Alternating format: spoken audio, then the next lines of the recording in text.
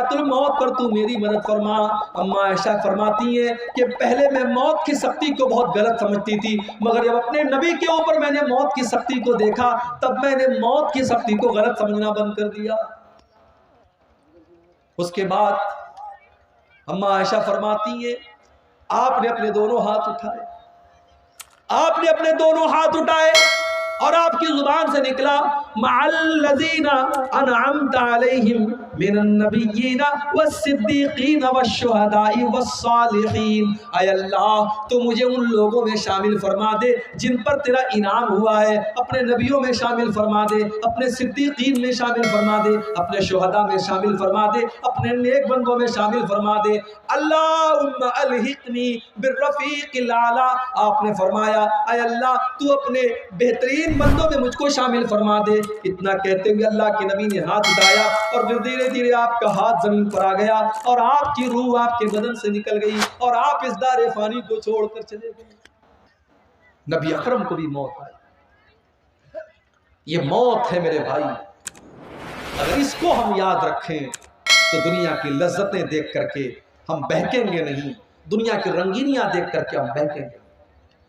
अल्लाहुमुत तकासुर, मेरे बंदो ये मालो दौलत की और दुनिया की रंगीनियों को देख करके तुम अल्लाह को भूल बैठे हो। हत्ता ज़ुरतुमुल मकाबिर, मगर एक दिन आएगा जब तुम कब्रिस्तान जाओगे, जब तुम्हारी मौत हो जाएगी तुम कब्रिस्तान पहुंचोगे। कल्ला सौफ़ तालमून, उसके बाद तुम्हें जरूर पता चल जाएगा कि अल्लाह का वादा कितना सच्चा था। सुम्मा कल्ला सौफ़ तालमून, तुम्हें जरूर पता चल जाएगा कि अल्लाह का वादा सच्चा था।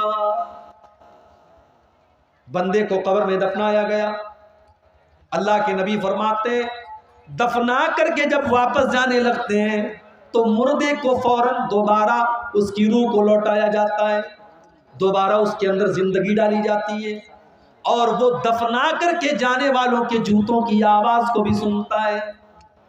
और दो फरिश्ते उसके पास आते हैं, एक का नाम मुनकर है, एक का नाम नकीर है। ये दोनों फरिश्ते उसको बिठाते हैं। एक सवाल पैदा हुआ, भाई मुसलमान अपने मुर्दों को कब्र में दफनाता है, मगर हमारे हिंदू भाइयों क्या तो जला दिया जाता है, उनको कब्र में अजाब कैसे होगा?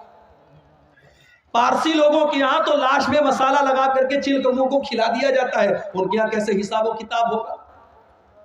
कोई पानी में सफर कर रहा था, डूब करके मर गया, मछलियों ने उसको खा लिया, उसका कब्र में हिसाब व किताब कैसे होगा? कोई फ्लाइट में सफर कर रहा था और फ्लाइट में हादसा हो गया और फ्लाइट में जितने लोग थे सब मर गए, चिथले उड़ गए, उनका हिसाब व किताब कैसे होगा कब्र के अंदर? तो ये बात याद रखिए, इन्नल्लाह अला कुल्लि शैइन कदीर। ये सवाल हमारे लिए पैदा होता है कि हमारे लिए ये काम संभव है कि नहीं है, मुमकिन है कि नहीं है, पॉसिबल है कि नहीं है। अल्लाह के लिए सब कुछ पॉसिबल है। अल्लाह जिस हाल में चाहेगा और जहां चाहेगा वहां कब्र का जो मामला होगा वो होगा।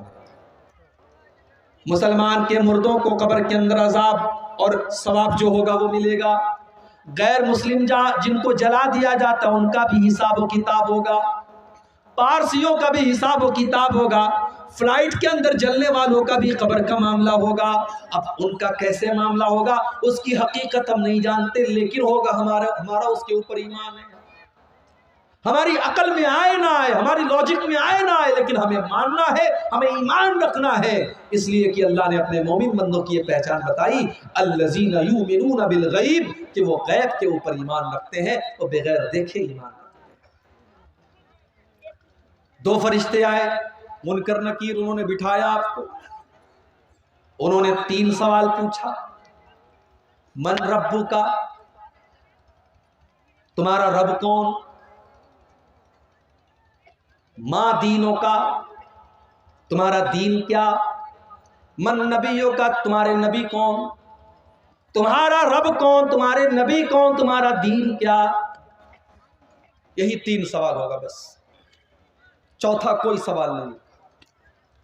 कितनी प्रॉपर्टी बना के आए, सवाल नहीं। कितना पढ़ लिख करके आए, ये भी सवाल नहीं। कितना धन दौलत कमाया ये भी सवाल नहीं, सवाल 3 होगा, तेरा रब कौन, तेरा दीन क्या और तेरे नबी कौन।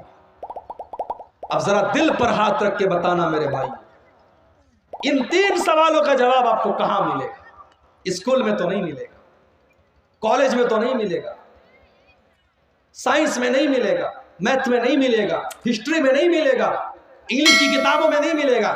इन 3 सवालों का जवाब रब के कुरान में मिलेगा और मुस्तफा के फरमान में।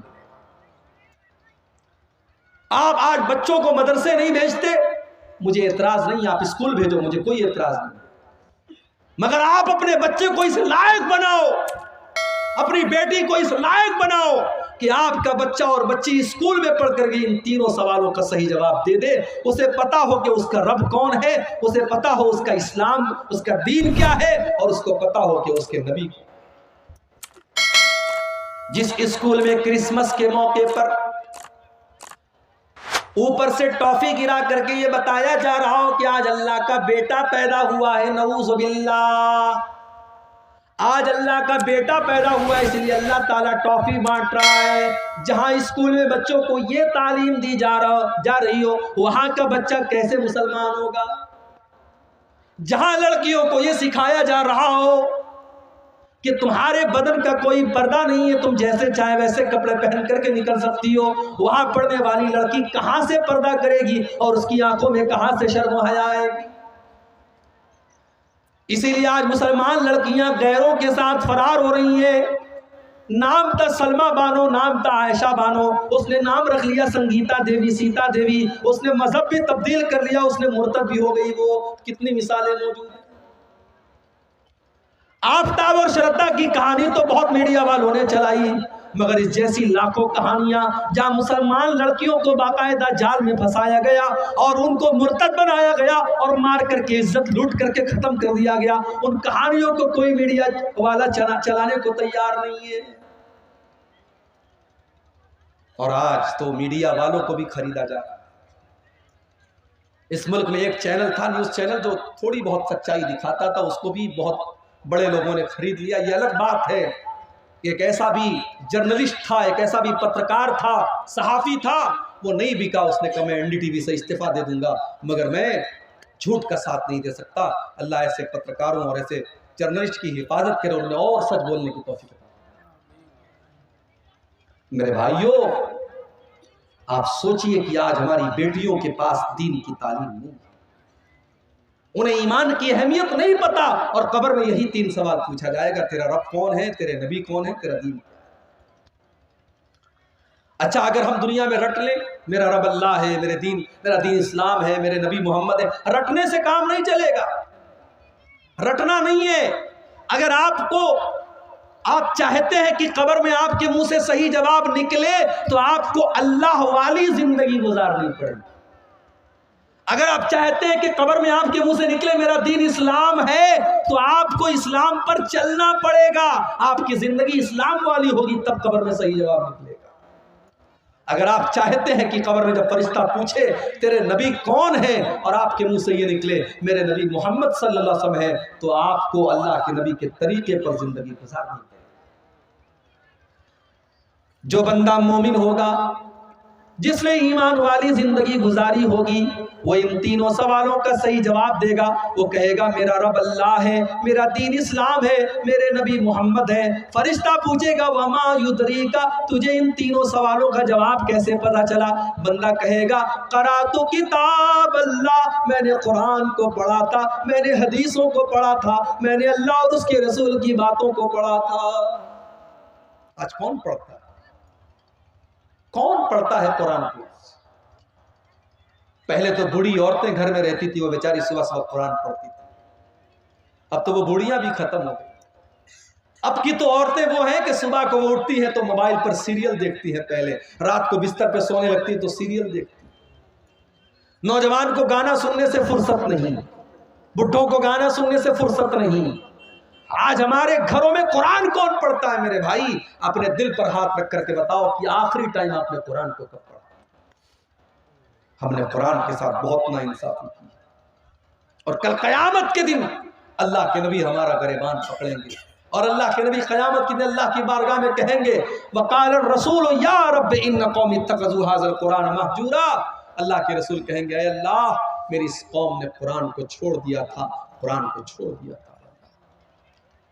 कब्र में तीनों सवालों का जवाब देने वाला कहेगा मैंने कुरान को पढ़ा था। और जो इंसान काफिर था, मुनाफिक था, इस्लाम पर नहीं चलता था, उसके मुंह से सही जवाब नहीं निकलेगा, वो चाह करके भी सही जवाब नहीं दे पाएगा। उसके मुंह से बस एक ही जवाब निकलेगा हा हा ला अदरी, हाय हाय मैं नहीं जानता। फरिश्ता कहेगा तू नहीं जानता इसलिए कि माँ